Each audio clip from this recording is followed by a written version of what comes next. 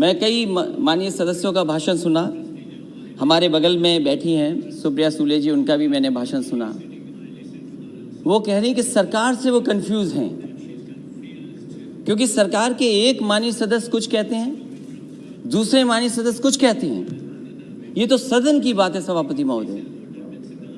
लेकिन अगर हम सत्ता पक्ष में बैठे लोगों की बातें सुने और उनका आकलन करें, अगर देश को सबसे ज्यादा किसी ने गुमराह किया है तो वो भारतीय जनता पार्टी ने पिछड़ों को, दलितों को सबसे ज्यादा गुमराह करने का काम किया।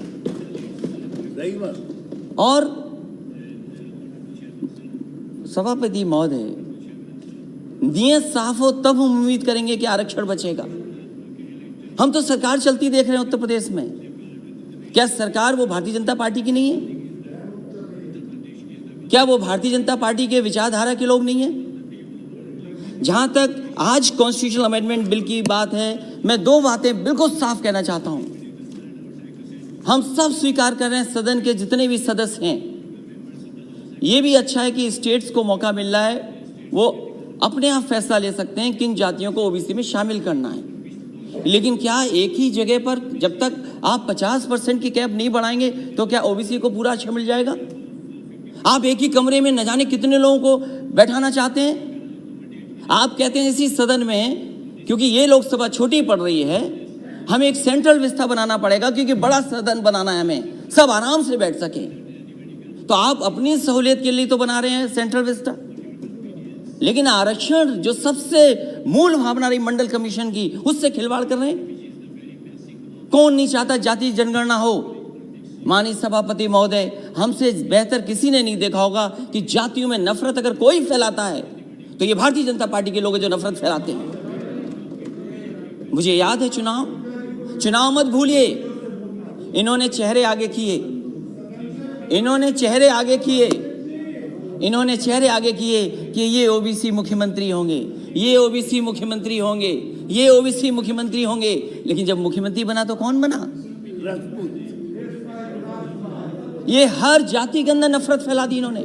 इसलिए हमारी मांग है सभापति महोदय, जब इतना कॉन्स्टिट्यूशनल अमेंडमेंट बिल लाया गया है, तो जो सबसे पुरानी मांग रही है कि सब जातियों को गिन लिया जाए। आज भारत में सबसे बड़ा मुश्किल काम यह है कि हर जाति ये समझती है कि मैं आबादी में ज्यादा हूं। हर जाति को एक दूसरे से कंफ्यूजन पैदा किया हुआ है कि आप ज्यादा हैं जाति में, आपका हक छिन रहा है, आपको जो हक मिलना चाहिए वो नहीं मिल रहा है। तो सभापति मेरी मांग है, इस समय जब इतना बड़ा फैसला सरकार ले रही है और जब इनकी सरकारी पिछड़ों ने बनवाई है, तो जाति के आधार पर जो कास्ट सेंसस है उसके जो आंकड़े हैं कम से कम जारी होने चाहिए, क्योंकि सरकार ने हजारों करोड़ रुपया खर्च किया है।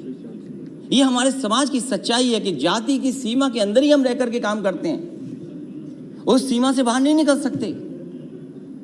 इसलिए जो सबसे बड़ी मांग हमारी है, एक तो आरक्षण की कैप बढ़ाई जाए, 50% से ऊपर किया जाए। वो सरकार स्वीकार करेगी कि नहीं करेगी? वहाँ के माननीय सदस्य जो पिछड़े और दलित बैठे हैं वो शायद इस बात को मानते होंगे कि आरक्षण बढ़ना चाहिए, लेकिन अगर एक को पद मिल जाए, एक मंत्री बन जाए, 2 मंत्री बन जाए, शायद उससे पिछड़ों का भला नहीं होने वाला। भला तब होगा जब हम इस 50% की सीमा को और आगे बढ़ा दे, तब जाकर के हमें पिछड़ों का भला होगा। मंत्री बनने से भला नहीं होने जा रहा है। एमपी कितने भी आए हों हमारे, लेकिन अगली सरकार समाजवादी बनने जा रही है, और आप अगर कास्ट सेंसस नहीं करोगे तो उत्तर प्रदेश में समाजवादी पार्टी कास्ट सेंसस करके दिखा देगी।